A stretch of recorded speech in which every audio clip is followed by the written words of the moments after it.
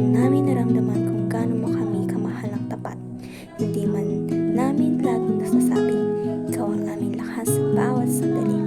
Sa hirap at ginhawa, ikaw ay laging nariyan, handang umalalay at umunawa kailanman. Kaya ngayong araw na ito, nais namin iparating ang pasasalamat na mula sa puso naming daimtim. Mahal ka namin higit pa sa salita. Hindi man namin na ibabalita kung gaano ka kahalaga.